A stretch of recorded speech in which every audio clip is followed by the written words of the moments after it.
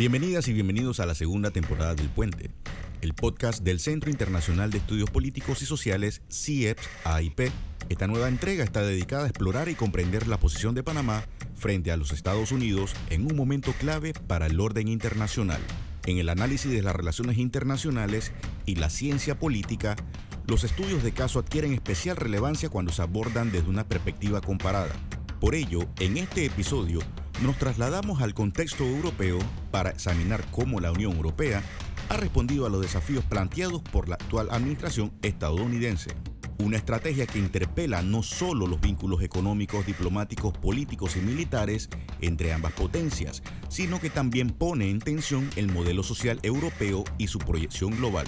Para analizar este complejo escenario, nos acompaña el economista Pedro Caldentey del Pozo, especialista en economía del desarrollo e integración regional comparada. Pedro es team leader de la facilidad Eureka de la Unión Europea en Centroamérica, así como profesor e investigador en la Universidad Loyola Andalucía. Muchas gracias, Alfredo, y muchas gracias por la invitación al CIEPS para esta conversación en el Puente, en un momento tan complejo como el que vivimos. Es un gusto tenerte con nosotros. Empiezo por lo obvio, ¿no? El presidente Trump y su vicepresidente Vance han planteado reiteradamente, con distintos matices, que la Unión Europea habría sido creada contra los Estados Unidos. ¿Podrías describirnos someramente cómo y por qué surgió la Unión Europea? Sí, es difícil porque es una larga historia, pero lo primero que se me ocurre decir es que nuestra capacidad de sorpresa ante la llegada de Trump y su equipo es inagotable, ¿no? Yo recuerdo todavía con cierto espanto la conferencia del vicepresidente Vance en Múnich con ese discurso tan agresivo sobre Europa, sobre la Unión Europea, sobre la cultura europea, que era insólito, difícil de imaginar antes. Yo creo que la afirmación del presidente Trump no tiene ningún sustento. Me temo también que a él no le importa que tenga sustento o no, que es una afirmación que tiene intención política y que él basa en sus propósitos acerca de la relación con con la Unión Europea y con otros socios, ¿no? Tampoco se caracteriza por el rigor de sus afirmaciones, es un hecho muy conocido. La Unión Europea no se crea contra Estados Unidos, ni mucho menos, al revés, se crea con el apoyo de Estados Unidos. Es un proceso que no nace porque Estados Unidos lo promueva, sino porque desde el principio de siglo los países de la Unión Europea, que tenían una larga lista de siglos de conflicto, habían intentado varios intentos políticos de integración e incluso de unificación política. Pero digamos que el momento de fundación de la Unión Europea, tenemos el consenso de que es la creación en 1951 del Tratado del Carbón y del Acero, después de la Segunda Guerra Mundial, unos años después de la Segunda Guerra Mundial. Y fíjense que ese es un acuerdo que pone en conjunto, en decisión conjunta, los recursos sobre el carbón y del acero, que son recursos estratégicos, que son la base de la guerra y son también la base de la reconstrucción, que además se producían, se localizaban especialmente en la frontera franco-alemana y de otros países del centro de Europa que habían sido el espacio de conflictos durante siglos. La idea empezó entonces por lo más difícil, que era para así evitar nuevos conflictos en la Unión Europea. Hay un momento previo al Tratado del Carbón y del Acero, que es la Declaración Schuman del 9 de mayo de 1950, que coincidía con el 9 de mayo, con la fecha del 9 de mayo, que es el final de la guerra en Europa. Schuman, que era ministro de Asuntos Exteriores francés, hizo una declaración que yo creo que todavía hoy es el documento más importante para entender a la Unión Europea, a pesar de los años que tiene. 5 años después de la Segunda Guerra Mundial, Schuman refuerza con su planteamiento que acogen los otros países fundadores, que fueron Alemania e Italia, perdedores de la guerra, y también los países del Benelux, de Bélgica, Holanda y Luxemburgo. Y solo quiero leer, aunque se hace más larga mi respuesta, pero quiero leer los dos primeros párrafos de la Declaración Schuman para que vean cómo vale la pena leerlo y además lo importante que es ese documento. Decía la declaración: la paz mundial no puede salvaguardarse sin unos esfuerzos creadores equiparables a los peligros que la amenazan. La contribución que una Europa organizada y viva puede aportar a la civilización es indispensable para el mantenimiento de unas relaciones pacíficas. Francia, defensora desde hace más de 20 años de una Europa unida, ha tenido siempre como objetivo esencial servir a la paz. Europa no se construyó y hubo una guerra. Europa no se hará de una sola vez ni en una obra de conjunto, se hará gracias a realizaciones concretas que creen en primer lugar una solidaridad de hecho. La agrupación de las naciones europeas exige que la oposición secular entre Francia y Alemania quede superada, por lo que la acción emprendida debe afectar en primer lugar a Francia y Alemania, decía Schuman en el año 1950. Es decir, hacer una Unión Europea entre enemigos, evitando el error de la Primera Guerra Mundial de castigar al que perdió y reconstruir. Ahí se pusieron las bases, sería muy largo contarlo, es una historia preciosa, un poco embellecida por el relato que hacemos de la Unión Europea. Se pusieron las bases del método europeo de integración que es interesante pero largo. En ese entorno, la Unión Europea Estados Unidos, fue un promotor de la acción. La idea fue europea, pero Estados Unidos secundó ese ejercicio porque además le interesaba. El instrumento con que lo hizo es el Plan Marshall, que también es muy conocido. Con el Plan Marshall, apoyando a la Unión Europea, se reforzaron los elementos de la reconstrucción de Europa, las bases de una nueva era en las relaciones internacionales que pusiera fin a las guerras y además garantizando a Estados Unidos una zona de expansión y de dominio geopolítico que le ha sido sumamente rentable durante muchos años. Así que no tiene razón. La Unión Europea es un instrumento muy acorde con los principios y los intereses de Estados Unidos en aquellas décadas. Muchas gracias, Pedro. Siendo yo así, y luego de estas 8 largas décadas de integración, hoy en día, ¿cómo es el proceso de toma de decisiones económicas y políticas en la Unión? ¿Quién negocia por la Unión Europea? ¿La Comisión Europea o los países? ¿O algún otro actor o actores? Sí, esa sí que es una pregunta difícil, Alfredo, porque la complejidad institucional de la Unión Europea es enorme, porque es muy difícil poner de acuerdo a 27 países, algunos que tienen 80 millones de habitantes, otros que tienen medio millón de habitantes, algunos que están en el 150 de la renta media de la Unión Europea y otros que están en el 50. Países que tenemos idiomas distintos, culturas distintas, religiones distintas, y es muy aburrido técnicamente de explicar, es poco sexy, es un contenido poco sexy, pero la complejidad del aparato institucional para tomar decisiones es algo que yo diría que es incluso hasta emocionante, más allá de las technicalities, que son enormes.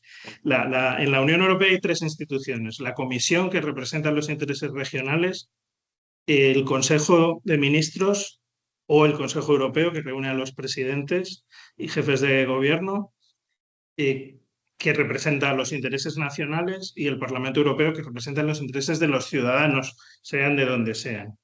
En medio de eso, para dar algunos elementos solamente, la Unión Europea distingue tres tipos de competencias. Unas exclusivas, que los Estados ceden a la Comisión Europea para que las ejecute, le dan instrucciones: queremos esto, hazlo. Eso es la función de la Comisión. Y son temas tan importantes como la unión aduanera, la política comercial y las negociaciones comerciales, la política monetaria, por ejemplo, o la política pesquera. Esos son exclusivas de la Comisión. Luego hay una serie de competencias compartidas donde tanto la propia Unión Europea y la Comisión como sus Estados miembros tienen cosas que hacer diferentes de manera simultánea. Ahí hay temas tan importantes como el mercado interior, la agricultura, la pesca, el medio ambiente, los transportes, energía, la cohesión entre los países.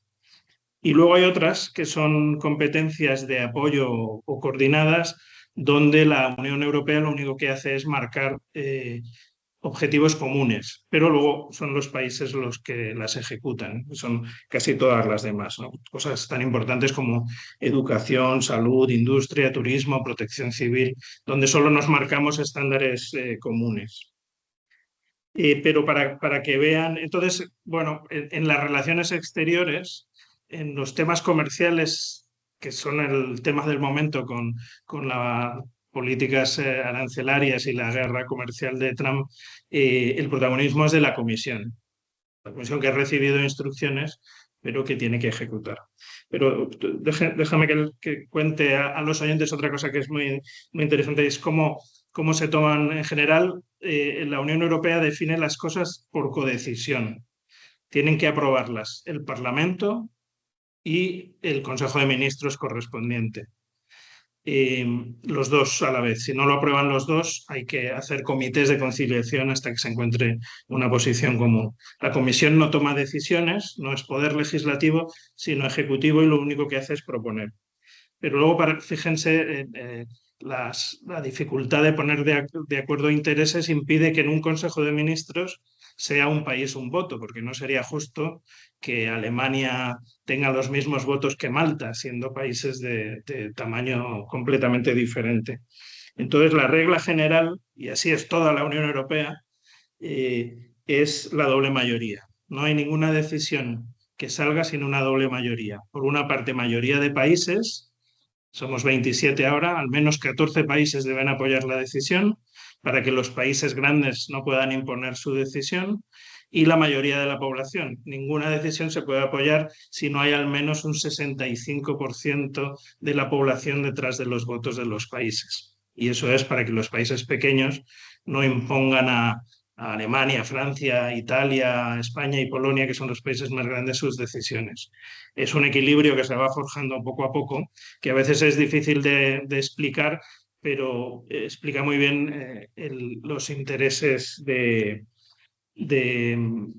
equilibrio de intereses regionales y nacionales en la Unión Europea. No sé si lo he explicado, porque Sí, es no, difícil de explicar, pero así se toman las no, decisiones en la Unión. queda claro, y me remonta a mis clases sobre integración europea en la maestría hace ya algún tiempo. Antes de este momento disruptivo que se está viviendo hoy en día, que me atrevo a calificarlo como tal, ¿no? Eh, ¿Cómo eran y cómo se manejaban tradicionalmente las relaciones entre la Unión Europea y los Estados Unidos? ¿En qué ámbitos había de convergencia y cuáles de divergencia? Bueno, en general la Unión Europea y Estados Unidos han coincidido mucho durante todas estas décadas, desde la Segunda Guerra Mundial, aunque han tenido tensión de forma permanente sobre determinados aspectos. Yo creo que es importante decir, es un tema muy amplio también, que el conflicto actual entre Estados Unidos y la Unión Europea tiene que ver con las posiciones generales de Estados Unidos, y las posiciones generales de Estados Unidos, esta posición nacionalista de Make America Great Again de Donald Trump, tiene que ver con la crisis de la globalización. Yo creo que eso es lo que está detrás de todo, ¿no? Y no, aunque lo sabemos, conviene recordarlo. No, los países llamados occidentales impulsamos un proceso de globalización, el que viene desarrollándose desde los años 80, pensando que íbamos a hacer negocio, que iba a ser bueno para todo el mundo, pero que a nuestros intereses nos iba a resultar muy bien.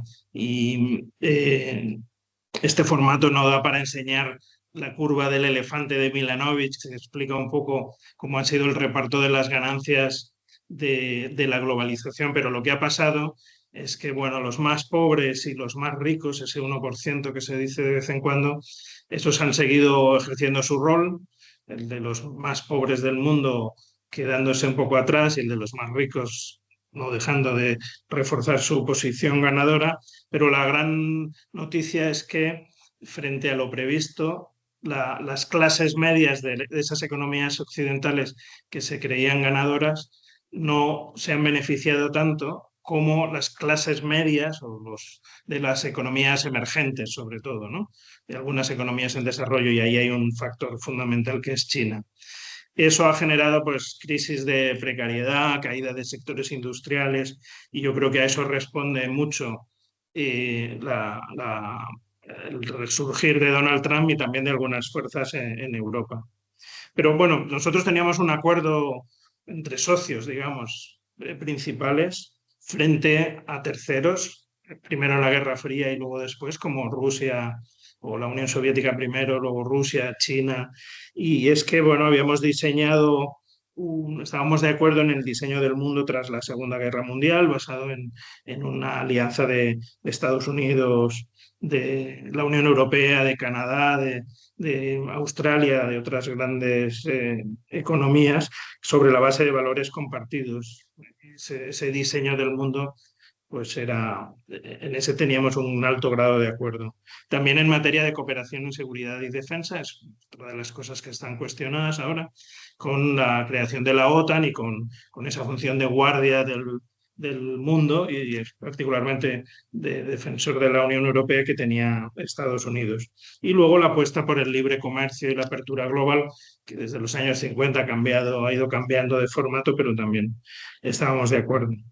En donde teníamos algunas divergencias de forma permanente era en la concepción del multilateralismo, ¿no? En general, la Unión Europea confiaba más en el multilateralismo como eje de generación de reglas iguales para todos, que por supuesto favorecía más a los más ricos, pero que generaba mecanismos de apoyo y de compensación a los países menos favorecidos o de respuesta a los grandes problemas. Teníamos esa idea europea de la que a veces se ríe el mundo o ironiza el mundo, que es el soft power frente al hard power, esa idea de que los europeos éramos de Venus y los estadounidenses de Marte.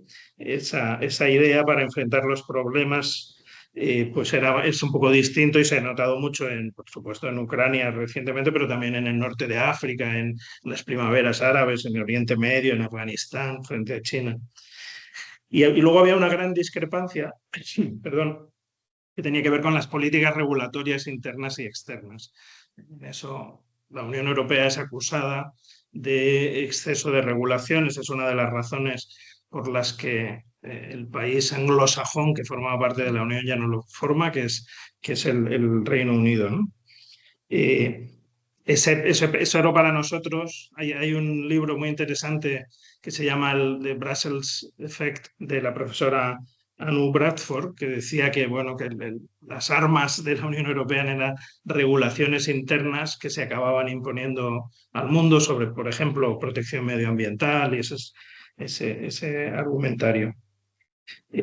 Teníamos también discrepancias sobre cambio climático y también sobre migraciones globales, aunque tengo que confesar que esas migraciones, las posiciones sobre las migraciones eran discordantes cuando nosotros no teníamos grandes niveles de migración como tenemos ahora. Ahora me temo que hemos reaccionado peor que tradicionalmente Estados Unidos. No llegamos al nivel del actual Donald Trump, pero la Unión Europea ha sido poco generosa, es poco coherente esa posición frente a su discurso. Y esas son, yo creo, las divergencias que teníamos de manera permanente, quizás, ¿no? ¿Y cómo manejaban esas discrepancias en términos usuales, digamos, ¿no? Sí. Bueno, hemos tenido discrepancias. Es importante que no todo es invento de Trump, ¿no? Que con Obama y con Biden también hemos tenido conflictos. Por ejemplo, la propia Comisión Europea es un actor importante en la protección de la libre competencia en la Unión Europea, y las multas que ha establecido por posición dominante o por determinados usos fiscales tramposos o cuestionables de Google, Facebook, Microsoft y otras grandes empresas, pues ese ha sido un foco, ¿no? Llevamos varias legislaturas desde Obama o quizás antes con estos temas. El tema de la OTAN también, que que luego seguro que podemos comentar con más detalle, era también una discrepancia, la dependencia del gasto militar, la posición ante China y una cierta exigencia, ahora muy directa, antes mucho más delicada, la exigencia de Estados Unidos de que la Unión Europea se pusiera a su lado en ese conflicto, ¿no? Y bueno, y luego hemos tenido siempre conflictos, diferencias sobre, por ejemplo, Oriente Medio, ¿no? Que ahora es un tema tan triste en estos momentos.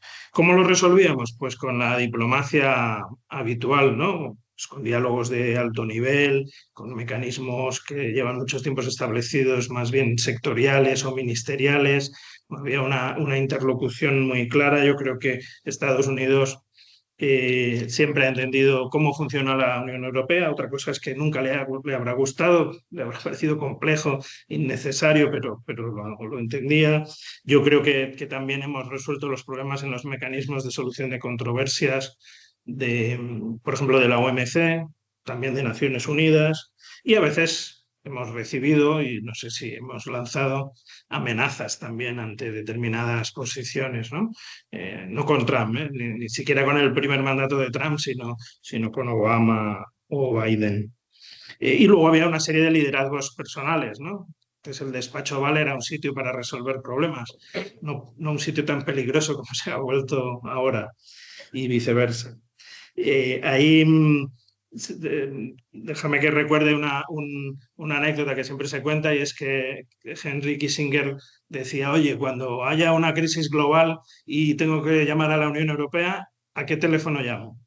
Que esa complejidad que antes mencionaba de decisiones en la Unión Europea, decía, ¿a quién tengo que llamar? Tengo que llamar a Macron, tengo que llamar a Ursula von der Leyen, tengo que llamar a Orban, tengo que llamar a Katia Yeles, la alta representante para las relaciones exteriores. Bueno, ese ha sido siempre un conflicto en las relaciones, aunque, bueno, las competencias quedaban claras, ¿no? Ahora eso se ha roto, digamos. ¿Cómo cambia esa relación bajo la actual administración estadounidense? ¿Es algo semejante a lo ocurrido en el primer periodo o se trata de un tema de otro orden de magnitud? Sí, yo creo que bueno, con Trump había más tensiones, siempre este lenguaje un poco agresivo de primero América, ¿no? Pero lo que ha pasado ahora, que creo que no había pasado en el primer mandato, es que las reglas de juego que afectaban a la relación Estados Unidos-Unión Europea, como a otras, han saltado por los aires, ¿no? Digamos, esta frase que se ha dicho muchas veces ahora, la patada en el tablero que da Donald Trump, el estilo negociador de Donald Trump, que es muy importante también, sus formas y su estilo negociador es muy importante también para entender lo que está pasando y medir posibles impactos, pues ha roto las reglas del juego. Y eso yo creo que en la otra ocasión no había pasado. Y yo creo que hay otro elemento diferencial, y es que en el mandato anterior Donald Trump tenía mecanismos de protección alrededor. Quiero decir que había gente que le decía, eso sí se puede, eso no se puede, eso es legal, eso es ilegal. Había gente frenando determinados impulsos. Lo que aprendió Donald Trump en el primer mandato es que esa gente le molesta, y por eso los políticos, los funcionarios de alto nivel que dan siempre estabilidad a los gobiernos y a las políticas han desaparecido en Estados Unidos. Y la otra cosa que es diferente es el tema ideológico, ¿no? Esa batalla cultural que representa sumamente bien y dolorosamente el discurso de Vance en Múnich, ¿no? Eso no estaba con la misma fuerza. Una cosa es tener unas posiciones un poco radicales, y otra cosa es las posiciones, la batalla cultural actual, que además se conecta con la presencia de movimientos en la ultraderecha europea que conectan con Trump y debilitan mucho a la Unión Europea. Y ese es otro gran tema de esta crisis que diferencia este momento de los anteriores, ¿no? El 2 de abril, con motivo del llamado Día de la Liberación, Liberation Day, ¿no? Se anunció la imposición a la Unión Europea de 39% de aranceles, que luego se subió a 50%, que han quedado suspendidos hasta julio, sujeto a que en el interín las negociaciones impidan que se impongan esos aranceles, ¿no? Los Estados Unidos aducen que eso no es más que el equivalente funcional a lo que de hecho la Unión Europea le pone en materia de aranceles, o medidas equivalentes a aranceles a los productos estadounidenses. Eh, por una parte, ¿en qué se basa Estados Unidos para decir que la Unión Europea le pone unos aranceles de esa magnitud? Y por otra parte, en caso de que efectivamente en julio se impongan esos aranceles del 50% a la producción europea, ¿qué medidas ha contemplado la Unión Europea adoptar? Bueno, yo creo que no tiene fundamento, ¿no? O sea, las cifras no tienen fundamento y es muy fácil verlo, ¿no? Basta con ser estudiante de primeros años para cuestionar aquellas tablas de aranceles que presentaba el presidente Trump. Lo que está pasando es que, bueno, con las actuales reglas del juego, que son las que son y las que han sido en estos últimos años, Estados Unidos se siente perjudicado, ¿no? Y bueno, quizás habría que entender si aunque los números no tienen coherencia, la posición podría explicarse. Yo creo que además los aranceles se enfrentan, ahora me extiendo un poco más en esa idea, pero los aranceles se enfrentan a la ilegalidad, ¿no? Yo creo que no aguantarían la supervisión de la Organización Mundial de Comercio y que probablemente sean eliminados por las sentencias judiciales que cuestionan cómo se han tomado por decisiones ejecutivas presidenciales y no en el Congreso y el Senado. Pero la verdad es que como Donald Trump está en ese juego peligroso de que no le importa la legalidad de sus acciones. Supongo que a medio plazo eso tendrá algún límite, si no es porque la situación ha empeorado significativamente. Pero volviendo a la idea de si tiene derecho a enfrentar su déficit comercial de manera drástica a Estados Unidos, yo quería citar el caso de España, de mi país, que es socio de la Unión Europea, como saben. Nosotros hemos tenido tradicionalmente, ahora que la economía española está en proceso de cambio, ya no es tan así, pero nosotros hemos sido siempre un país con un déficit comercial muy alto, que compensábamos con un superávit de servicios muy alto también, gracias al turismo, que es una de nuestras principales fuentes de divisas y de actividad económica y de ingresos. Y además teníamos, para compensar, las inversiones extranjeras, en su momento ya no, porque ya somos un país más desarrollado, pero en su momento también las inversiones del presupuesto europeo en España. Esa era una situación de equilibrio para nosotros, con un déficit comercial importante. Y eso le pasaba a Estados Unidos, que efectivamente tiene un gran déficit comercial sostenido durante muchos años, que se podría decir que se beneficia todo el mundo de él, pero al mismo tiempo tiene un superávit de servicios gigante. Las multinacionales de las tecnologías de la información campan a sus anchas por todo el mundo y son la referencia y todos dependemos de sus servicios, y también tiene una enorme inversión a su favor, que viene de inversión extranjera directa, por una parte, y también de inversiones financieras. Con esa estructura solucionaban el déficit comercial y también la deuda pública, que es los twin deficits, es otro de los grandes problemas de Estados Unidos. Entonces, digamos que no estaba sufriendo Estados Unidos, tenía un problema de déficit comercial que se compensaba con otros elementos. Ellos habían elegido esa estructura económica. Bueno, pues quizás es razonable cambiar de estrategia, querer reducir el déficit comercial, pero eso no se hace a las bravas, ¿no? Hay una serie de mecanismos para hacerlo, tienes que cumplir una serie de regulaciones internacionales, si no está, porque ya no estamos en el siglo XVIII ni en el siglo XIX. Uno no puede romper estos criterios así. ¿Cómo se hace eso? Pues se hace una política industrial diferente, se juegan con los aranceles de manera proporcional. Pero bueno, yo creo que ese es un asunto de fondo. Yo creo que no hay que perder ningún tiempo en las matemáticas de esos aranceles porque no se sostienen por ningún lado. Yo creo que a Trump le da lo mismo, además, y él ya lo ha dicho, y es que eso es una posición negociadora y quiere que ha tenido como resultado que todos los países llaman a su puerta o a su teléfono para negociar. ¿Será una estrategia efectiva? Pues lo tendremos que ver. Lo que sí es que en el ínterin genera un gran trastorno en la economía mundial.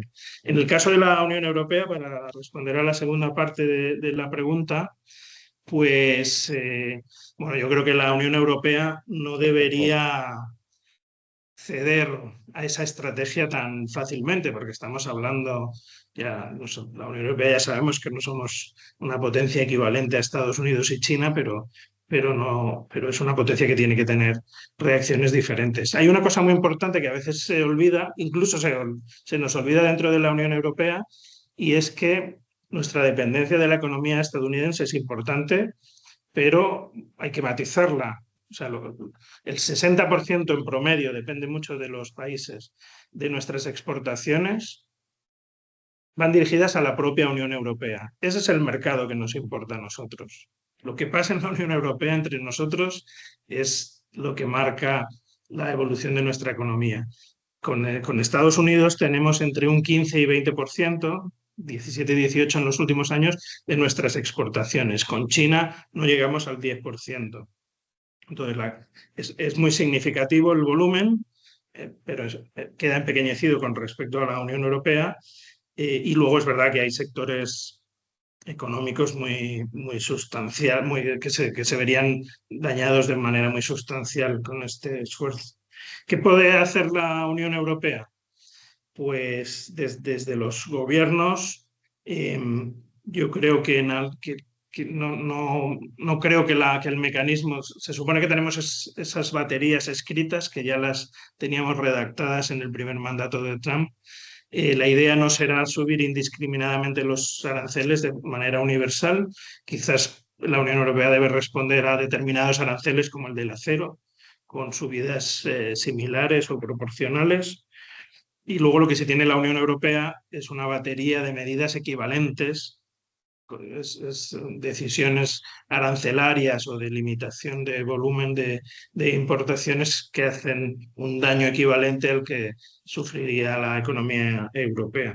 Y la otra cosa que está haciendo la Unión Europea es buscar nuevos mercados, ¿no? En estos meses de Trump, la presidenta von der Leyen y los presidentes de gobierno de los países miembros no paran de moverse hacia otros mercados. La Comisión Europea ha estado en India, en el Caribe, le dará especial importancia a la cumbre EU-CELAC, Turquía, Brasil. El presidente español estuvo en China. Ese es el otro factor. Y luego las empresas europeas, pues están también entre defendiéndose algunas y hay posiciones muy diferentes. Algunas están moviendo sus fábricas a Estados Unidos para no poner en riesgo sus exportaciones. Esa es una de las cosas que pretende Donald Trump. Los aceituneros, vuelvo a mi origen español, yo soy andaluz además, los aceituneros andaluces pues están ya exportando desde otras zonas del mundo, no solo en la Unión Europea, y tienen empresas desde el primer mandato de Donald Trump para evitar los aranceles. Y esa es toda una batería compleja, pero quizás efectiva, de reacciones, que espero que sean visibles, ¿no? A mí me dolería la imagen de la Unión Europea cediendo en esas escenas un poco humillantes del despacho Oval. No creo que se produzcan. Concurro. Mira, entre quienes han intentado tomar en serio los cálculos arancelarios de esta administración estadounidense, se menciona que incluyen cosas como el impuesto al valor agregado, el IVA. Mm. ¿Tú consideras como economista que tiene algún sentido considerar al IVA un arancel? Sí, yo la verdad es que creo que ese es uno de los argumentos más tirado de los pelos de este debate arancelario. En la Unión Europea efectivamente hay un IVA alto, ¿no? De hecho, tenemos tres tramos que además los países ajustan con algunas excepciones, pero tenemos un tramo intermedio general que es el 14% y luego tenemos un tramo reducido que es el de 8% y hay algún súper reducido que tiende a estar en el 3% y luego el tipo impositivo más alto es del 18%. Digo, insisto que cambia un poco por los países. Pero eso no es un arancel, ¿no? O sea, la, no, aunque tenga intención política, me parece que es muy obvio que no lo es. El impuesto al valor añadido es es una regulación interna que, por cierto, Estados Unidos también tiene, lo que pasa es que es federal, yo no lo conozco muy a fondo, es federal y cambia en cada estado. Y en general los tipos impositivos estadounidenses son más bajos que otros países. Pero es una regulación interna que depende de la política económica de la Unión Europea. Es un impuesto que pagan los consumidores y no las empresas.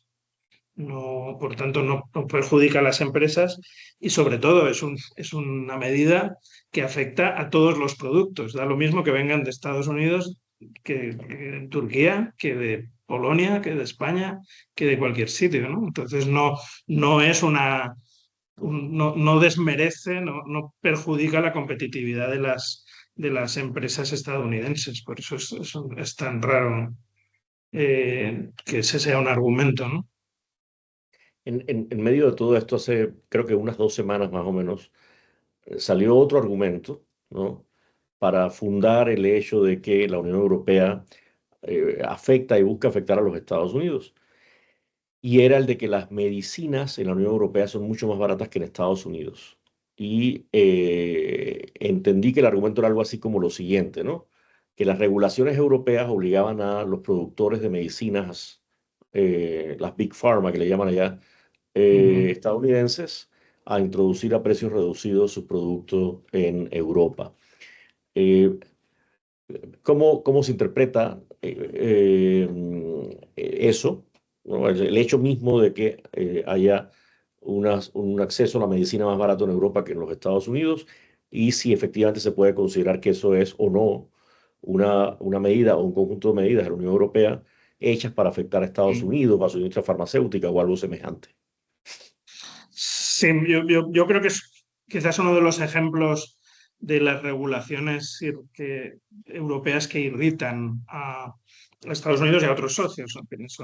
Hay otros socios que se quejan de eso, igual que de las medidas de transición verde, el Pacto Verde, ese es otro tema de polémica que, por ejemplo, también pues, se cuestiona en Centroamérica, ¿no? Claro. Ante algunas decisiones. Pero ahí lo que ocurre es que Europa tiene en general un estado del bienestar que tiene como uno de sus principios básicos un sistema de salud universal, aunque cambia un poco por los países. Y claro, un sistema de salud universal proporciona atención gratuita. Hay un porcentaje de atención privada que es importante cada vez más, pero el Estado garantiza a todo el mundo atención sanitaria a través de los impuestos, financiándolo con los impuestos. Y claro, la atención sanitaria significa que es el Estado el que negocia con las empresas farmacéuticas los precios de los productos farmacéuticos que va a suministrar a sus ciudadanos. No estamos hablando de las aspirinas y estas cosas, eso no, eso tiene un mercado libre y como hay una alta competencia, pues tienen precios estándar. Me refiero a los productos que son más caros, por ejemplo, la diabetes, el cáncer, enfermedades más atípicas, esos que son muy caros y que en Estados Unidos son así de caros y plantean tantos problemas a las personas que no tienen recursos para poder acceder a ellos. Aquí son suministrados por el Estado y el Estado negocia con las empresas. Entonces, hay primero una regulación de tipo técnico, de seguridad, que hace la Unión Europea, es la Agencia Europea del Medicamento, con apoyo de las nacionales, la que define si un producto circula o no por Europa, y luego la seguridad social de cada país pues negocia. Claro, la seguridad social es un gran comprador, entonces tiene más fuerza, ¿no? Y las Big Pharma, que están muy libres en el entorno del mercado estadounidense, en el mercado europeo, tienen más dificultades. Y eso funciona así. Y bueno, no creo que ningún ciudadano europeo lo cuestione en estos momentos. Y se ha hablado de que van a tomar medidas en contra de ese entorno europeo proclive a precios más bajos para las medicinas. No sé si del lado de la Unión Europea tienen idea de qué medidas está contemplando la administración Trump, y si la Unión Europea está contemplando a su vez respuestas en defensa de sus medidas para proteger los costos comparativamente bajos de las medicinas para sus ciudadanos. Sí, bueno, no sé si forma parte del paquete de instrumentos de negociación de Donald Trump. A mí me parece muy difícil que eso pueda evolucionar hacia algún sentido. Me imagino, no sé qué volumen tiene proporcionalmente en las relaciones Europa-Estados Unidos. Me imagino que las grandes empresas farmacéuticas que tienen esa capacidad tan grande de negociación, esa que hemos visto en tantas películas, han puesto el tema sobre la mesa, pero me parece muy difícil que la Unión Europea modifique su estado del bienestar, las reglas de sus sistemas de salud para modificar eso.